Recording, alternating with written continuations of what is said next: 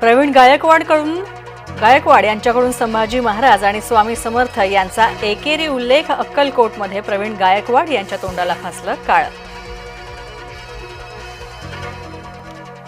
राज्यामध्ये 328 नवे मद्य विक्री परवाने दिले जाणार। महसूल वाढवण्याच्या उद्देशाने मद्य विक्री कंपन्यांना परवानगी। उज्ज्वल निकमांसह आणखी तिघांची राज्यसभेवर नियुक्ती। राष्ट्रपती नामनिर्देशित खासदार म्हणून नियुक्ती। माजी परराष्ट्र सचिव हर्षवर्धन श्रृंगला, श्री सदानंदन आणि मीनाक्षी जैन यांची निवड। दादरमध्ये सोमवारी शिवसेनेचा जाहीर मेळावा। मेळाव्यामध्ये एकनाथ शिंदे काय बोलणार, ठाकरे बंधूंवर काय टीका करणार याकडे लक्ष।